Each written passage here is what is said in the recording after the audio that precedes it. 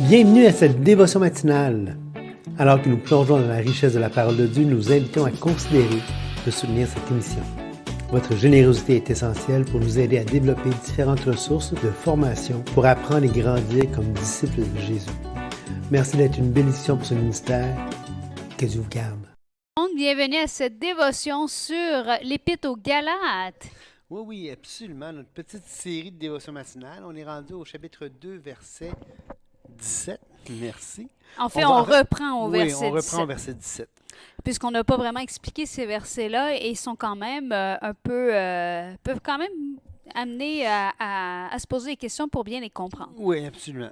Mais tandis que nous cherchons à être justifiés par Christ, si nous étions aussi nous-mêmes trouvés pécheurs, Christ serait-il un ministre du péché? Loin de là. Car si je rebâtis des choses que j'ai détruites, je me constitue moi-même un transgresseur, car c'est par la loi que je suis mort à la loi afin de vivre pour Dieu.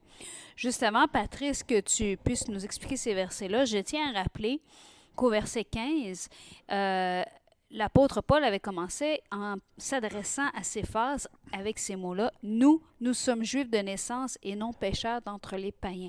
Donc, il faut voir ici que le nous, il s'adresse à Céphas et à lui-même comme étant juif. Exactement. Probablement que ça va être le début qui va nous permettre de mieux comprendre le texte. Tandis que nous cherchons à être justifiés par Christ, si nous étions aussi nous-mêmes trouvés pécheurs, Christ serait-il un ministre du péché? Loin de là. Alors, Patrice, je te laisse la parole. Oui, c'est ça. Paul, ici, la péricope, on se rappelle, c'est quoi une péricope? Hein? Le mot péri, comme dans périmètre, comme dans périscope. Hein? Un périscope, c'est quoi? C'est quand tu es dans un sous-marin, tu lèves le périscope pour regarder autour. Hein? Tu as le genre de truc qui te permet de visualiser autour, voir s'il n'y a pas des navires ennemis autour. Péri, ça veut dire ce qui est autour, ce qui est... Hein? Alors, cop, on a le mot qui ressemble au mot couper. Hein? Donc, c'est comme si tu prenais une paire de ciseaux et tu tu coupais autour du texte pour en faire ton sujet d'étude. Hein? C'est ça, c'est ce bout de texte-là qui fait un tout un peu et qui constitue notre sujet d'étude. Alors, la péricope ici, elle commence au verset 15. Où est-ce que Paul va s'adresser à Pierre? Pourquoi il s'adresse à Pierre? On l'a vu au verset entre 11 et 14, parce que Pierre était répréhensible. Et Paul va dire, nous sommes juifs de naissance, non péchants les païens. Néanmoins, Paul continue là, sa discussion. Ce n'est pas par les œuvres de la loi que l'homme est justifié, mais par la foi en Jésus-Christ. Nous aussi, nous avons cru en Jésus-Christ afin d'être justifiés par la foi en Christ et non par les œuvres de la loi, parce que personne ne sera justifié par les œuvres de la loi. Paul, il relance, il continue là, sur la même lancée avec Pierre, avec ce qui s'est passé. Mais tandis que nous cherchons à être justifiés par Christ, si nous étions nous-mêmes trouvés pécheurs, on dit, écoute, il dit, la question, c'est pas à savoir si on est pécheur ou pas, si on fait partie, parce qu'il relance un petit peu ce qu'il a dit au verset 15 dans le contexte. Tu as bien fait de le mentionner. Le nous, c'est encore par rapport au fait qu'il s'inclut avec les Juifs, avec Pierre. Hein? Il dit, si nous cherchons à être justifiés par Christ, si nous étions aussi nous-mêmes trouvés pécheurs, mais évidemment, quelque part, pour accepter Jésus-Christ, pour placer sa confiance en Jésus-Christ seul pour la vie éternelle, quelque part, tu dois reconnaître ta propre culpabilité. Tu dois reconnaître que tu es pécheur. Hein? Tu dois reconnaître ça. Donc, mais en même temps, en reconnaissant nos péchés devant Dieu, on n'est pas en train de s'abaisser. Puis Paul va dire, je ne suis pas en train de faire de Christ un ministre du péché. Loin de là, bien au contraire. Il dit, Christ, donc loin de là. Et là c'est intéressant, car si je rebâtis les choses que j'ai détruites, je me constitue moi-même un transgresseur. Pourquoi il dit ça? Dans le contexte, hein, Pierre avait déjà, on se rappelle dans Actes 9, 10, 11, Pierre avait admis, avait réalisé qu'il pouvait manger avec les païens. Il était allé chez Corneille. Hein? Il avait eu toute la vision avec la nappe qui descend du ciel. Dieu lui avait dit, tu es mange. Et il avait réalisé que finalement, ce n'était pas une question de manger ce qui était là, c'était de dire, tu as le droit de rentrer dans... Et même dans les actes, on voit qu'il rentre dans la maison de Corneille. Et il va dire, on va les lire. On va les lire parce qu'écoutez, je trouve que c'est exactement dans le même contexte qu'on voit ici. Il va dire... Pierre ouvrant la bouche, donc on est dans 10.34. En vérité, je reconnais que Dieu ne fait point de favoritisme, mais qu'en toute nation, celui qui craint et qui pratique la justice est agréable. Il a envoyé... attendez un petit peu, je me demande où est-ce qu'il dit là. Quand il dit qu'il ne peut pas rentrer là, chez les...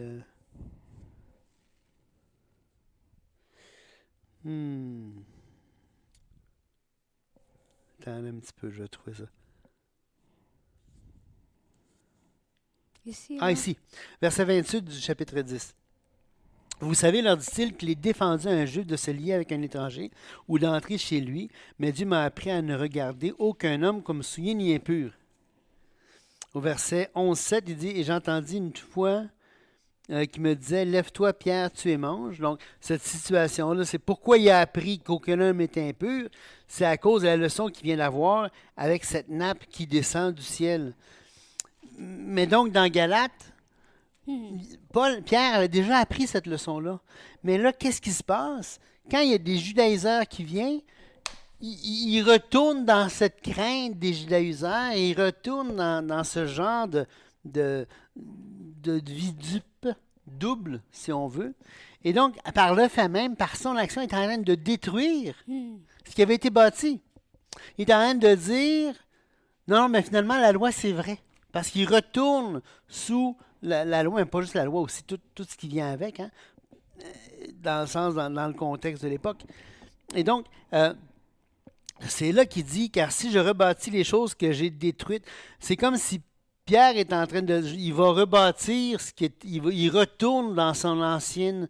dans cette manière de penser, avant qu'il y ait eu la nappe, avant qu'il ait appris que Dieu ne faisait pas de favoritisme, avant que... Et là, il est en train de dire, il se refait transgresseur. Parce que c'est comme s'il retourne en arrière. Non, il dit, car c'est par la loi, mais là, Paul va clarifier, il dit non, c'est par la loi que je suis mort à la loi afin de vivre pour Dieu. Alors, on se rappelle, et Paul va faire cette expérience-là dans Romains 7, quand il va dire, je vais juste aller voir le texte ici. Attendez un petit peu, il dit... Pour moi, autrefois, sans loi, je vivais, mais quand le commandement vint, le péché reprit vie, et moi, je mourus. Donc, la loi, quand on est conscient du péché, quand on grandit, on est jeune, on grandit, là, on prend conscience de la loi de Dieu, de ce que Dieu demande. Là, ça nous tue en quelque sorte. Hein? Et là, la seule manière de revivre, si on veut, c'est par la foi en Dieu. Donc, c'est là qu'on va placer notre foi en Jésus-Christ seul pour la vie éternelle. Ou qu'on doit le faire, en tout cas. OK? Et donc, la loi, c'est par la loi que je suis mort à la loi. Et je vous invite à aller lire Romains chapitre 7, tout le chapitre au complet. En fait, je pense que la série que tu es en train de commencer à faire, Romains, et qui va commencer sous peu, on attend d'avoir quelques épisodes pour pouvoir vous la partager. Probablement qu'on pourrait commencer à en mettre. Oui, on va faire ça aujourd'hui. C'est écrit... mais maintenant, sans la loi est manifestée dans Romains 3, verset 21. Sans la loi est manifestée la justice de Dieu à laquelle rendent témoignage la loi et les prophètes. Justice de Dieu par la foi en Jésus-Christ pour tous ceux qui croient, il n'y a point de distinction. Car tous ont péché et sont privés de la gloire de Dieu. Donc ici, quand il dit si nous étions aussi nous-mêmes trouvés pécheurs, oui. Il est quand même en train de dire, c'est un peu sarcastique à la limite, parce que Paul affirme, on est tous pécheurs et privés de la gloire de Dieu. Et ils sont gratuitement justifiés par sa grâce, par le moyen de la rédemption qui est en Jésus-Christ. C'est lui que Dieu a destiné à être par son sang pour ceux qui croiraient, victime propitiatoire afin de montrer sa justice. Parce qu'il avait laissé impunis les pays. Il montre ainsi sa justice dans le temps présent de manière à être juste tout en justifiant celui qui a la foi en Jésus. Exact. Donc, le point de départ, celui qui a la foi en Jésus, ou donc est le sujet de se glorifier, il est exclu. Par quelle loi? Par la loi des œuvres? Non, par la loi de la foi. Exact. Car nous pensons que l'homme est justifié par la foi sans les œuvres de la loi. Et donc, on voit vraiment dans Romains que Paul va encore avoir le même discours, le même évangile qui est annoncé dans l'Épître aux Romains. C'est la foi et non les œuvres. Et toute cette question de mort qui est question verset 19, c'est pas une question qu'on... Tu sais, il y en a qui vont dire on est mort, tellement mort qu'on ne peut pas répondre à Dieu. C'est pas dans l'idée biblique. L'idée biblique de mort, c'est vraiment l'idée de séparation. Hein. On voit ça un petit peu dans Jacques 1, 14 et 15. Mais chacun est tenté quand il est attiré et amorcé par sa propre convoitise. Puis la convoitise, lorsqu'elle a conçu, enfante le péché. Le péché étant consommé, produit la mort. Donc, c'est le péché qu'on produit quand parce qu'enfant, on n'a pas de péché. Là. Un bébé, là, ça ne pêche pas. Là.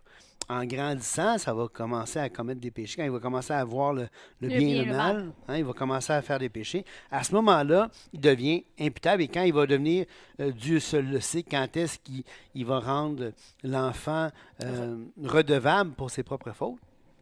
Mais toujours est-il qu'il y a un âge où est-ce que l'enfant devient coupable ou devient responsable de ses propres actions. En fait, je dirais pas il y a un âge, mais je dirais plutôt il y a un moment X. Oui, parce c'est que ça. le développement, on a tendance à dire il y a un âge, mais ça laisse sous-entendre qu'il y a un âge précis. En réalité, c'est vraiment à chacun. Oui, c'est pas tous les enfants qui vont avoir le même développement. Non, exactement. D'ailleurs, dans les traditions plus liturgiques, puis même chose un petit peu dans le judaïsme, que dans le judaïsme, il y a plus un âge déterminé, mais tu sais, toute l'idée là, dans le temps de la confirmation, entre guillemets, là, où est-ce que l'enfant, ça c'est dans les traditions liturgiques comme dans le catholicisme, l'enfant prend la décision pour lui-même de suivre le Seigneur. Bon, il y a ceci de bon dans ça, et c'est un petit peu ce que nous, on croit, c'est-à-dire que ça revient à la personne de dire, OK, là, je suis responsable de mes propres péchés, et là, je dois prendre ma décision moi-même, personnelle, pour recevoir Jésus-Christ, en tout cas pour marcher avec Jésus-Christ, pour mettre ma foi en Jésus-Christ seul pour la vie éternelle. Et est-ce qu'on continue au verset 20? Non, pas tout de suite. Je vais aller voir dans Éphésiens 2 avant. Éphésiens chapitre 2. On va aller ça, verset 1 et 2. Vous étiez morts par vos offenses et par vos péchés. Alors, beaucoup vont dire, mais ici, tu vois, Patrice, le mot mort veut dire incapacité totale à cause du péché d'Adam. Mais ici, c'est pas ce que ça dit. Ici, ça dit que nos péchés nous ont encore le même principe. On est mort par quoi? Par nos péchés, par nos offenses plurielles. Et si tu regardes ici, par lequel vous marchiez autrefois, selon le train de ce monde. Et on descend un petit peu plus bas au verset 11. Qu'est-ce qui est écrit? C'est pourquoi vous, autrefois païens dans la chair, appelés incirconcis par ceux qu'on appelle circoncis qui le sont en la chair par la main de l'homme, souvenez-vous que vous étiez en ce temps-là sans Christ, privés du droit de titan d'Israël, étrangers aux alliances de la promesse, sans espérance et sans Dieu dans le monde. Mais maintenant, en Jésus-Christ, vous qui étiez jadis éloignés, vous avez été rapprochés par la sang de Christ. Alors, être mort dans les Écritures, et on voit ça aussi dans l'histoire, je lis, du Fils prodigue. Hein, le père, en voyant le Fils prodigue, va dire « Mon fils était mort, voici, il est revenu à la vie. » Il n'était pas vraiment mort, il était en train de nourrir. Il était éloigné. Il était éloigné, et là, il a été rapproché. Donc, cette métaphore-là de mort et revenir à la vie, on le voit dans la parabole du Fils prodigue, on le voit ici. Hein, être mort, ça veut dire être éloigné de Dieu, sans Dieu, privé de Christ, sans Christ, privé de Dieu dans le monde, et ainsi de suite. Et là, tu es rapproché parce que, justement, Christ te rapproche, Christ t'unit à Dieu. Alors, c'est là que c'est. Et donc, c'est là qu'on voit, justement, que c'est par la foi que je suis mort à la loi afin de vivre pour Dieu. Exactement ce que Paul dit ici dans Éphésiens, qui dit ici dans Galates, et ainsi de suite. Là, on peut continuer, Julie. Et là, il s'est passé quelque chose d'extraordinaire. J'ai été crucifié avec Christ. Si je vis, ce n'est plus moi qui vis, c'est Christ qui vit en moi. Si je vis maintenant dans la chair, je vis dans la foi au Fils de Dieu qui m'a aimé et qui s'est livré lui-même pour moi. Ici, là, ce que Paul dit, là, Oui. qui m'a aimé et qui s'est livré lui-même pour moi, on peut dire cette phrase-là, nous aussi. Hein? Absolument. Le Seigneur nous a aimés, le Seigneur m'a aimé. Il s'est livré lui-même pour moi. Le Seigneur t'a aimé Vraiment. Il s'est livré lui-même pour toi. Donc, puisque Christ est mort pour tous les hommes, on peut tous dire, il m'a aimé, il s'est livré lui-même pour moi. Tu sais, c'est pas parce que Paul ici dit, il est mort pour moi qu'il est pas mort pour tout le monde, là. De la même manière, on va voir parfois dans les Écritures que Christ est mort pour l'Église ou que Christ est mort pour ses amis. Tu sais. Et là, on pourrait dire, ah, ça veut dire que Christ est seulement mort pour un petit groupe de personnes. Non, sinon il faudrait dire ici qu'il est juste mort pour Paul. Tu sais.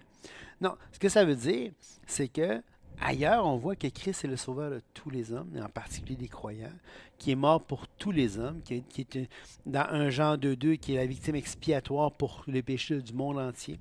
Donc, il est mort pour tout le monde.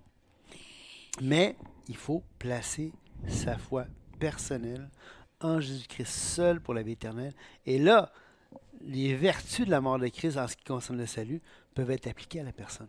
Et c'est important parce que quand il va continuer au verset 21 en disant « Je ne rejette pas la grâce de Dieu, car si la justice s'obtient par la loi, Christ est donc mort en vain. » Il est vraiment en train de dire, là, c'est pas de rentrer la loi dans l'équation.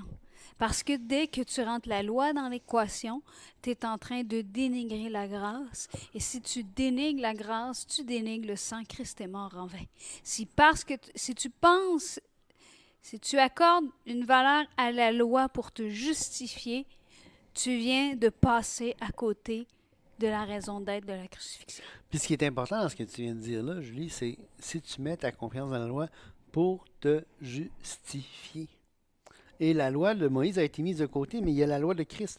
Alors, c'est pas qu'on est sans loi. Hein, il y a des choses bonnes, il y a des choses vraies qu'on doit faire. Mais c'est jamais une question de justification. C'est pas par ces choses-là que je vais être en bonne relation avec Dieu. C'est la foi qui fait que je suis en bonne relation avec Dieu. Ce que tu veux dire, là, c'est que j'ai beau... pour moi, c'est important d'aimer les gens. On a un système de valeurs, mais peu importe ce que je vais faire aujourd'hui dans ma journée de bien, ça ne me justifiera pas pour mon salut. De toute façon, mon salut a été acquis une fois pour toutes quand j'ai placé ma confiance en Jésus-Christ seul. Exactement. Ce que la Bible enseigne, c'est qu'une fois qu'on a placé notre confiance en Jésus-Christ, Jacques, on en a parlé dans notre série sur Jacques, hein? Les œuvres s'ajoutent à la foi. Les œuvres manifestent notre foi. Mais les œuvres ne remplacent pas notre foi. Exactement. Elles ne peuvent pas nous acquérir un statut digne devant Dieu. C'est Christ qui l'a fait, nous acquérir cette position-là. J'ai été crucifié avec Christ et si je vis, ce n'est plus moi qui vis, c'est Christ qui vit en moi. Voici, les choses anciennes sont passées, toutes choses sont devenues nouvelles. On a une nouvelle identité qui nous permet de porter du fruit. Et ça me fait penser à Jean. Je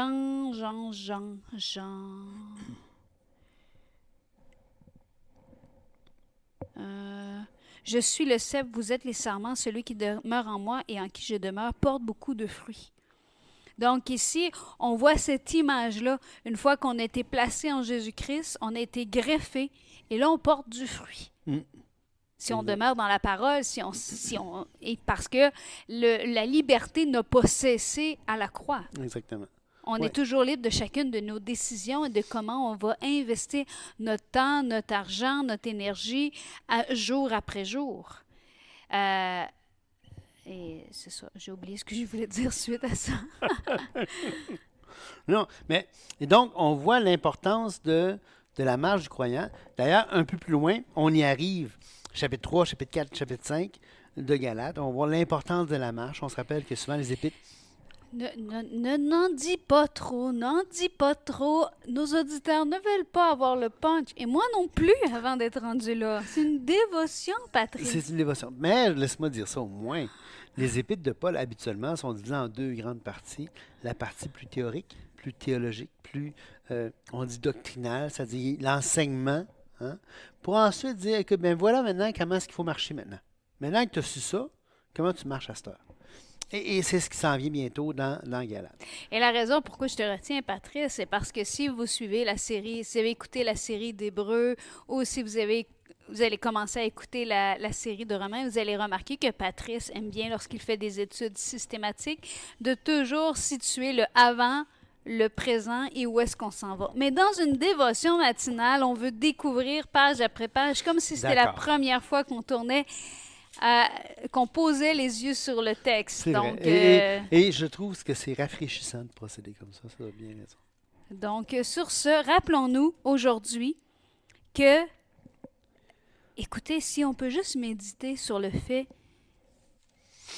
je vis dans la foi au Fils de Dieu, il m'a aimé, il s'est livré lui-même pour moi. Et je pense que ça devrait devenir un ancre à notre foi.